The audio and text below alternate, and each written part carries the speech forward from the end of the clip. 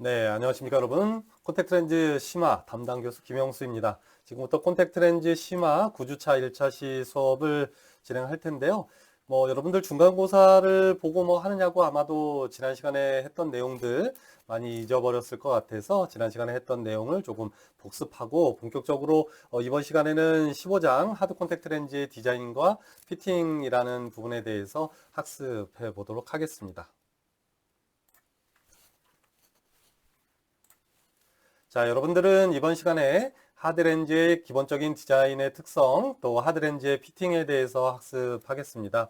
여러분들은 이런 내용을 통해서 하드 콘택 렌즈의 기본적인 디자인의 특성을 이해할 수 있고, 이러한 기본적인 디자인의 특성을 이용해서 하드렌즈의 다양한 변수를 조정하고, 이를 통해서 적절한 콘택트 렌즈, 특히 하드 콘택트 렌즈의 피팅을 할 수 있는 안경사로서의 역량을 기를 수 있습니다. 자, 이제 본격적으로 내용 한번 들어가 보도록 할게요. 자, 여러분들 교재 152페이지를 펴주시면 되겠고요. 여러분들 교재 152페이지에 나온 내용 중에서 지난 시간에 했던 내용 중에서 좀 중요한 내용을 먼저 좀 언급하고 넘어가도록 하겠습니다. 자, 지난 시간에 했던 내용 중에서 가장 핵심이 되는 건 엣지 리프트와 엣지 클리어런스라는 개념이고요.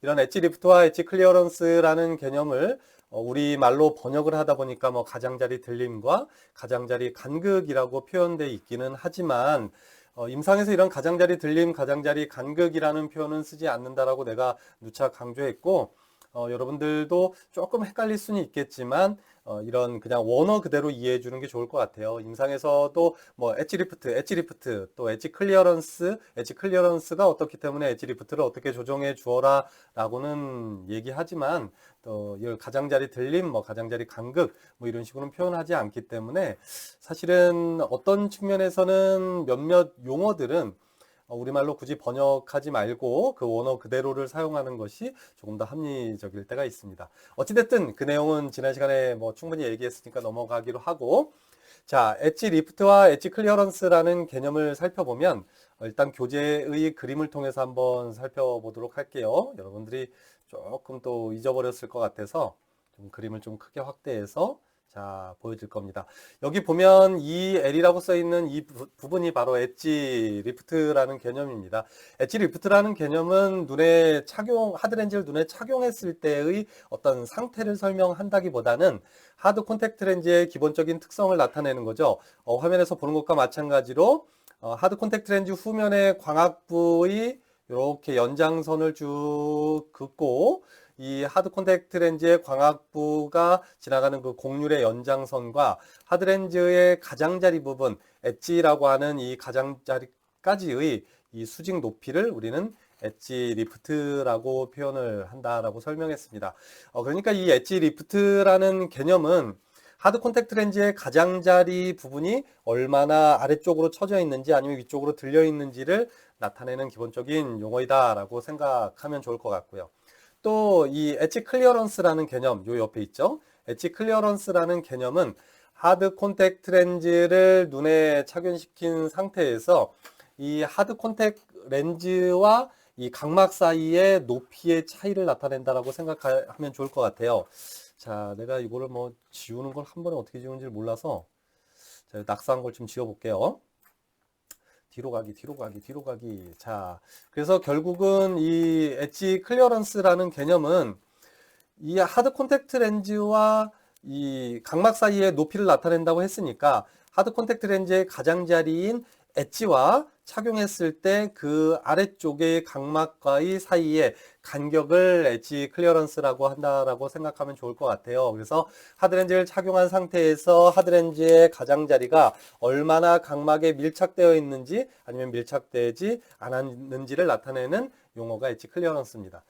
따라서 여러분들께서 임상에서 플로레세인 패턴을 가지고 하드 콘택트 렌즈의 피팅 상태를 평가할 때 이 엣지 클리어런스가 과도하게 나타난다라고 하면 가장자리가 각막에 밀착되어 있지 않은 상태이기 때문에 피팅 상태가 상대적으로 약간 플랫한 그런 경향을 나타낸다고 보면 됩니다.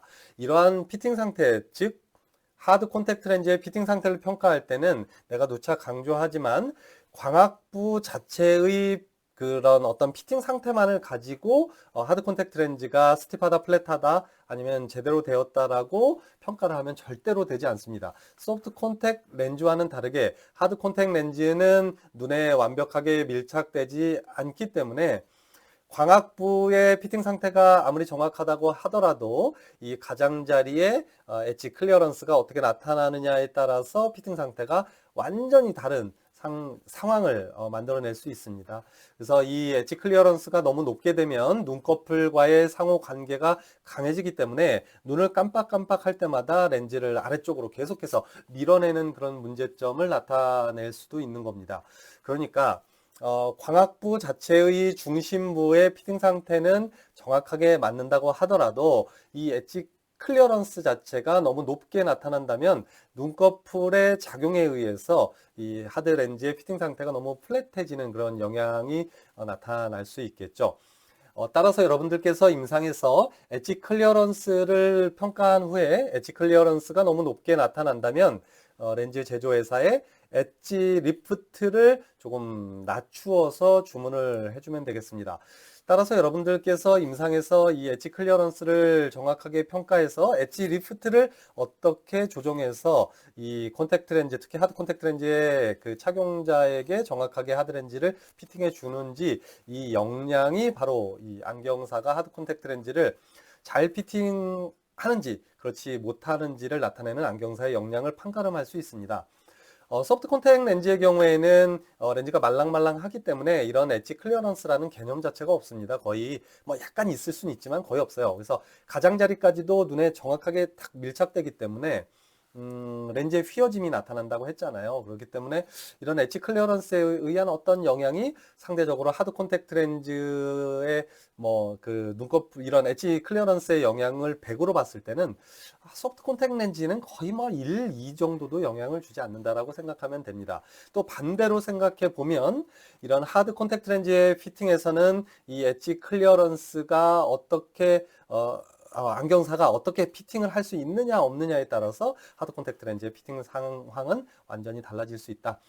이 내용은 내가 실습 평가를 통해서 실습을 하는 동안 충분히 또 설명을 해주겠지만 어찌되었든 내가 여러분들에게 강조하고 싶은 이유는 이런 용어 자체를 외워라 마라 이런 것들을 중요하게 말씀드리려는 건 아니고요.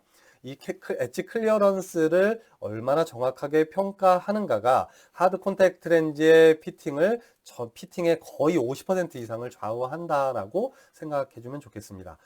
또 한 가지는 엣지 클리어런스의 상태에 따라서 여러분들께서 조정해 주어야 할 하드렌즈의 변수는 엣지 리프트를 조정해 주는 거겠죠. 그래서 엣지 클리어런스가 너무 과도하게 높게 나타난다라고 하면 이 렌즈 제조회사의 엣지 리프트를 낮게 주문을 하면 될 거고요. 또 반대로 엣지 클리어런스가 너무 낮아서 거의 가장자리가 너무 각막을 압박하는 상태가 되면 이런 스티프한 피팅 상태라서 렌즈의 움직임은 상대적으로 좀 적어질 수는 있겠지만 각막을 압박함으로 인해서 생기는 다양한 그런 통증의 문제도 유발할 수 있고, 또 그보다 더 중요한 것은 엣지 리프트가 너무 낮아서 이렇게 각막을 찌르듯이 눌려 있으면 이 가장자리에서 하드렌즈 안쪽으로 눈물이 들어가거나 또는 하드렌즈 안쪽에 모여있는 눈물이 밖으로 배출되지 않는, 즉 눈물의 순환에 영향을 줄 수 있기 때문에 이 엣지 클리어런스가 너무 낮은 것도 좋지 않습니다.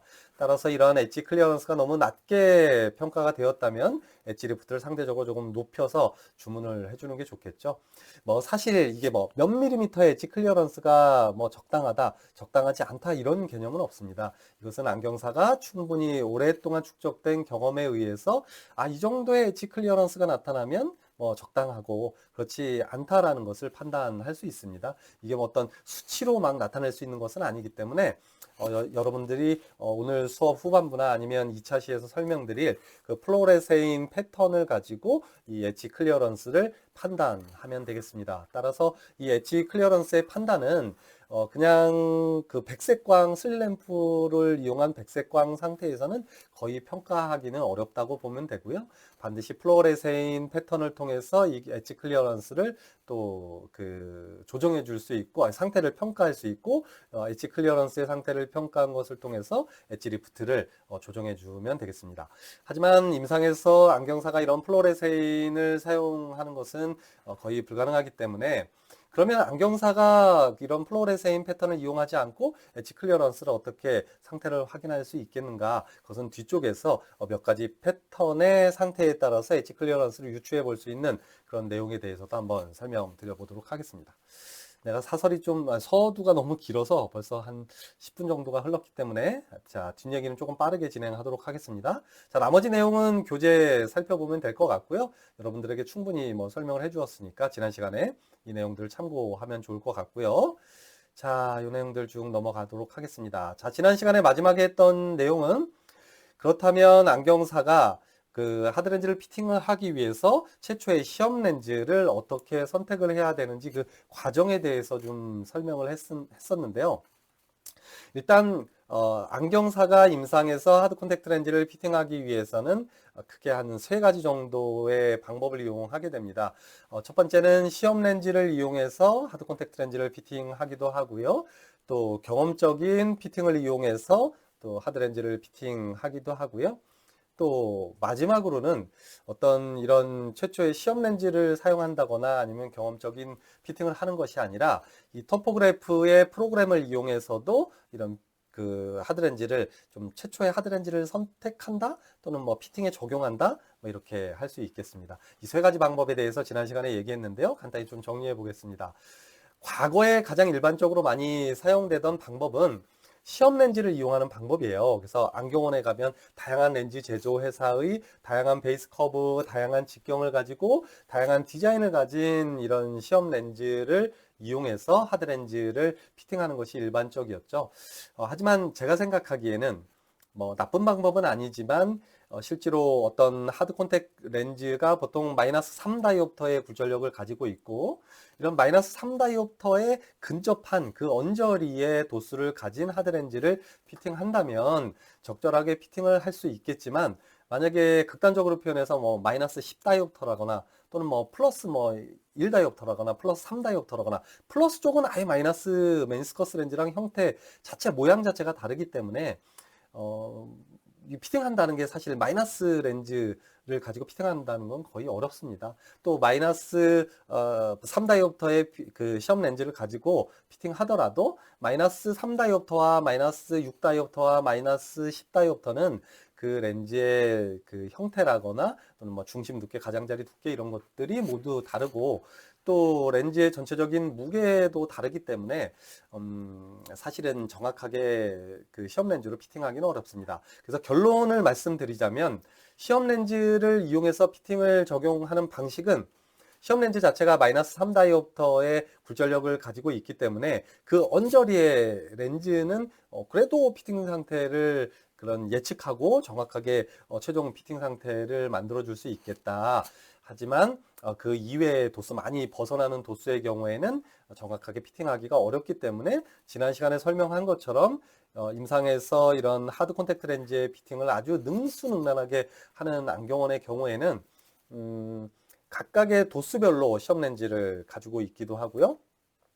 또 직경에 따라서도 하드 렌즈를 가지고 있기도 하고요. 다양한 하드 렌즈의 이런 피팅 세트를 가지고 있는 경우가 많아요. 또 제가 아는 어떤 그 유명한 원장님께서는 그 하드 콘택트 렌즈를 정말 피팅 처방도 많이 하고 또 판매도 많이 하시는 분인데요. 그 원장님 같은 경우는 실제로 플러스 도수를 가진 시험 렌즈를 가지고 있기도 하고, 또는 어떤 경우에는 원추각막용 이런 하드 콘택트 렌즈 피팅 세트를 가지고 처방의 하드 렌즈의 피팅에 적용하기도 하고요.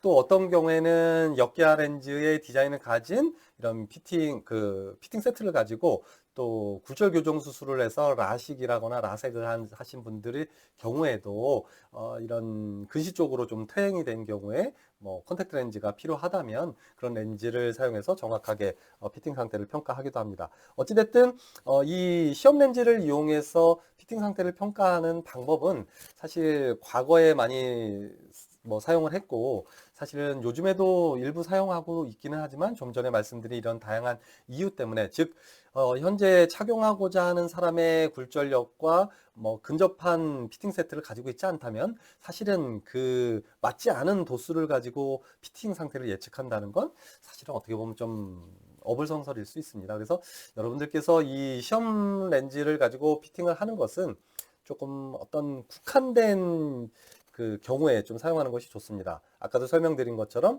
대부분의 시험 렌즈가 마이너스 3다이옵터의 굴절력을 가지고 있기 때문에 그 도수와 거의 뭐 유사한 그 굴절 그 안경 처방값 또 아니 안경 처방값이라고 하면 안 되겠죠. 이때는 콘택트 렌즈 처방값을 가지게 된다면 그러한 경우에는 이런 마이너스 3다이옵터의 시험 렌즈를 사용하는 게 적합하겠지만 그 이외의 경우에는 좀 문제가 있겠다. 뭐 여러분들 지난 시간에 설명한 것처럼 직경을 선택해 주는 것이 가장 첫 번째 안경사가 할 일이고요. 그러니까 가시용체 직경을 측정해서 그 사람에게 최적화된 적합한 그런 하드 콘택트 렌즈의 직경을 먼저 선택해 준다.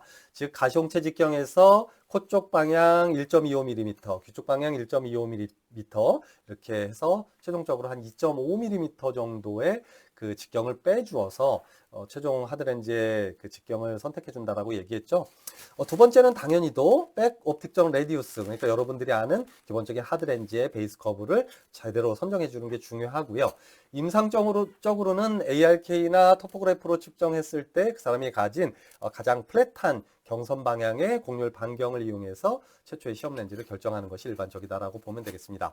그 다음에 플로레세인을 이용해서 피팅 상태를 평가하고 최종적으로 덧댄 굴절 검사를 이용해서 이 사람에게 적합한 이런 굴절력까지 선택해서 최초의 시험 렌즈를 가지고 피팅 상태를 평가하고 또 최종 처방해야 하는 하드 렌즈의 굴절력, 뭐 또 베이스 커브, 직경 같은 것들을 처방해서 최종적으로 제조회사에 주문을 하면 되겠습니다. 뭐 어찌됐든 이런 내용은 다 설명했으니까 간단히 넘어가기로 하고요. 자, 두 번째는 이제 경험적인 피팅인데요. 이게 말이 경험적인 피팅이라서 그렇지 사실은 이론적인 피팅에 좀 가깝습니다. 그래서 이 경험적인 피팅은 뭐냐면 여러분들께서 자동 굴절력계로 측정해서 또는 토포그래프로 측정했을 때의 그런 플랫한 경선의 베이스 그 곡률 반경을 가지고 일단 내가 생각하기에는 뭐 이 정도 각막난시를 가지고 있고 이 정도 베이스 커브를 가지고 있으면 이 정도의 그런 곡률 반경을 가지고 있다면 이 정도의 베이스 커브의 하드렌즈로 해주면 이론적으로 맞을 거야 라는 기준을 설정하고 또 자각식 굴절 검사를 통해서 측정한 그 사람의 안경 처방값을 이용해서 정강거리를 보정하고 또 뭐 난시 정도를 평가해서 최종적으로 이 사람에게 적합한 하드렌즈의 뭐 굴절력을 선택해서 최종적으로 이러한 내용을 제조회사에 주문을 일단 먼저 하고 이 사람에게 그러니까 콘택트 렌즈 착용자에게 먼저 피팅 상태를 확인하는 것이 아니라 이론적으로 이 정도 맞을 거야 라고 이 안경사가 선택한 렌즈를 일단 주문을 먼저 하고 도착한 렌즈를 가지고 그 렌즈를 최초의 시험 렌즈로 이용해서 피팅을 하는 이런 방법이 되겠죠. 이 방법은 사실은 그 사람이 착용해야 하는 굴절력까지도 거의 근접하게 주문을 일단 한 렌즈이기 때문에 사실은 아주 적합한 피팅 상태를 찾기는 아주 좋은 방법이라고 보여지지만 한 가지 문제는 사실은 제조회사에 좀 어떤 그 부담감을 좀 떠넘기는 경우가 있어요. 그러니까 제대로 잘 맞으면 상관없는데 제대로 맞지 않으면 이 렌즈를 반품해야 되니까요. 그러면 이 반품해야 되는 렌즈를 제조회사에서 그 비용을 떠안아야 되느냐? 뭐 그런 경우엔 제조회사의 문제가 될 거고 또 반품하는 비용을 안경원에서 떠맡아야 한다면 좀 안경원에 좀 손해가 되니까 이건 사실 비용적인 문제가 좀 발생할 수 있어요. 그런데 이런 비용적인 문제를 차치해 놓고 본다면 제가 생각하기에는 그냥 마이너스 3다이옵터의 시험 렌즈를 이용해서 피팅하는 것보다는 훨씬 더 적합한 그러니까 정확하게 피팅 상태를 평가할 수 있다라는 생각이 듭니다. 너무 복습하는데 시간이 오래 걸리네요. 자, 그 다음에 세 번째는 이런 각막 지형도 검사를 이용해서 프로그램을 이용해서 검사하는 방법을 설명드렸는데요.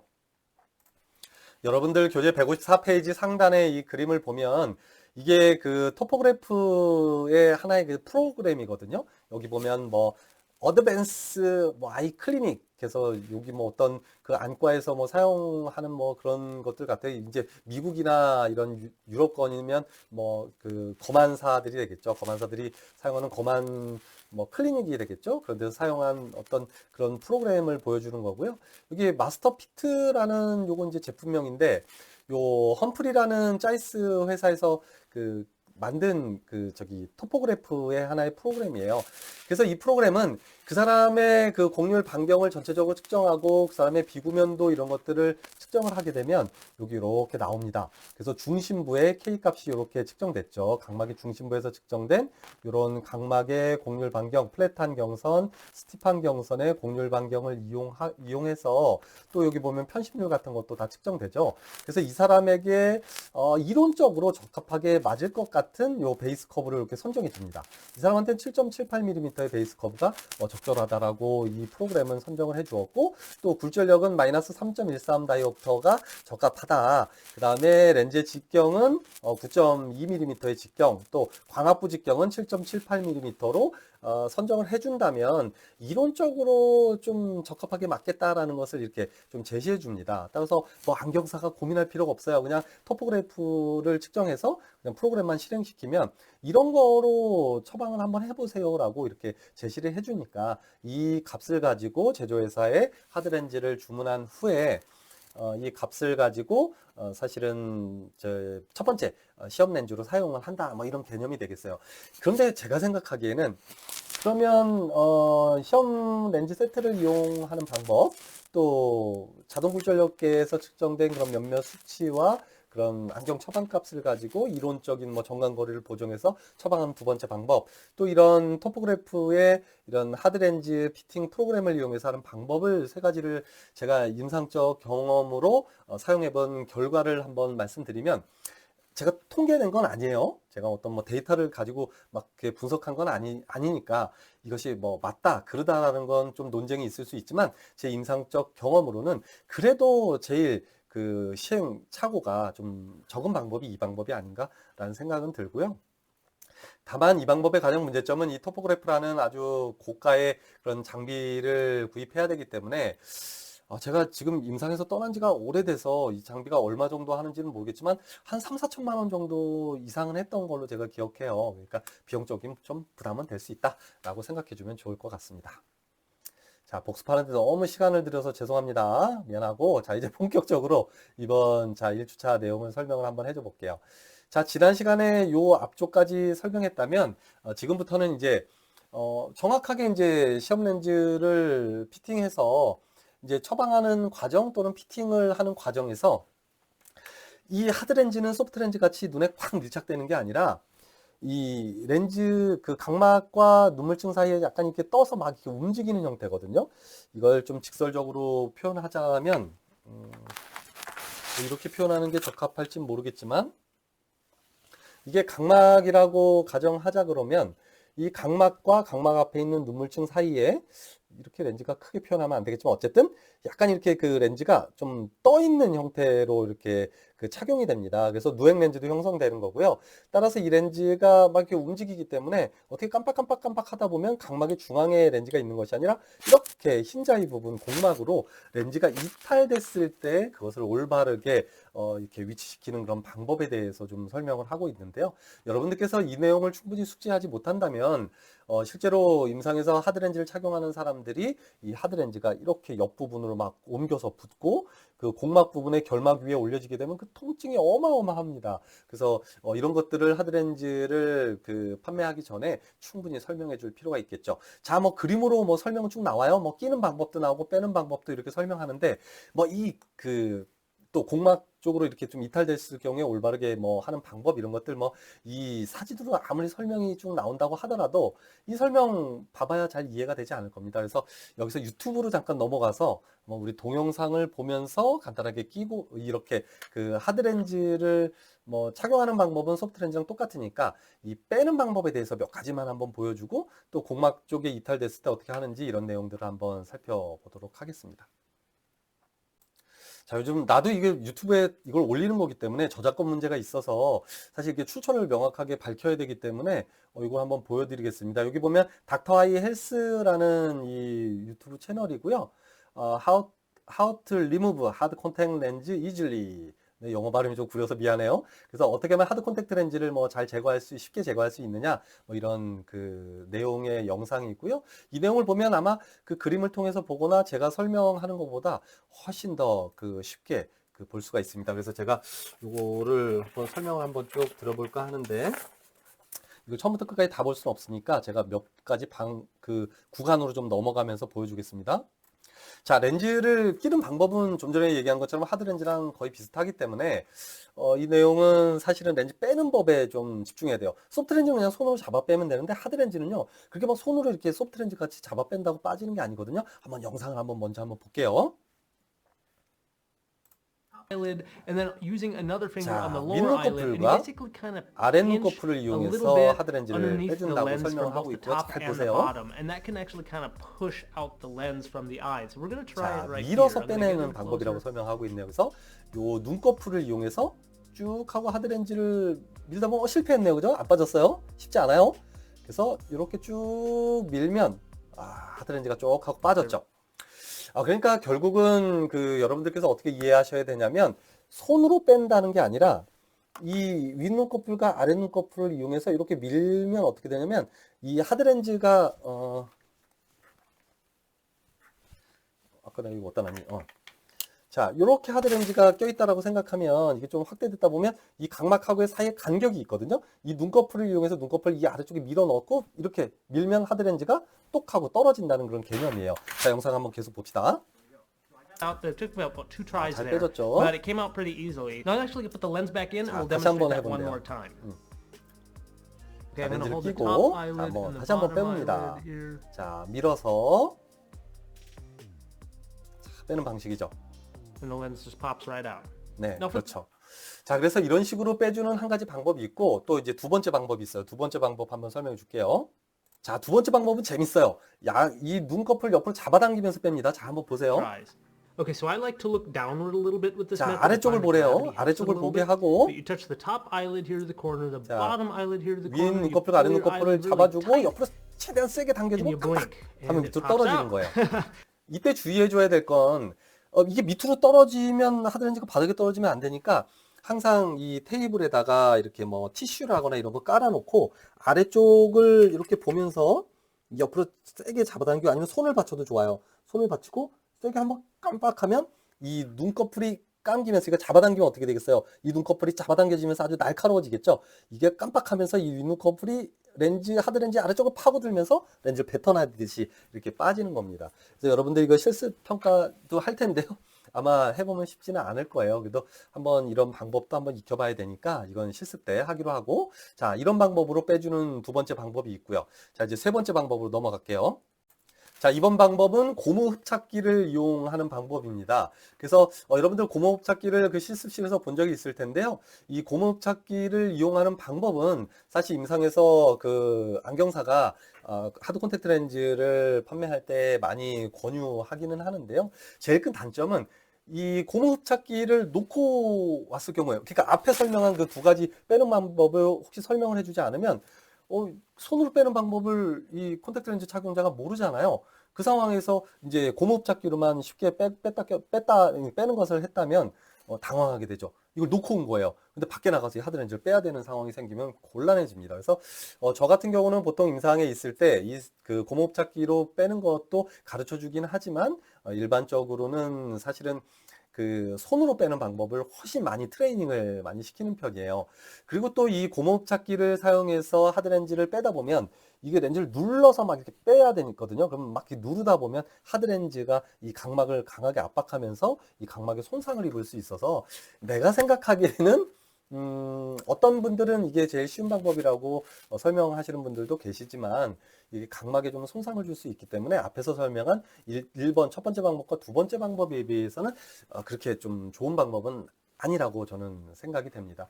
혹시라도 뭐 이건 글쎄 국가고시에서 이런 문제를 어떤 교수님께서 내실지 모르겠지만 이런 세 가지 방법 중에서 이런 각막의 어떤 손상이라거나 이런 그 관점에서 어떤 방법이 제일 좋지 않겠는가 또는 어떤 방법이 더 좋겠는가라는 질문을 여러분들이 받는다면 당연히 1번과 2번과 같은 방법이지 이 3번 방법은 저는 그렇게 그 좋은 방법은 아니라고 생각합니다. 어찌됐든 한번 영상 볼게요.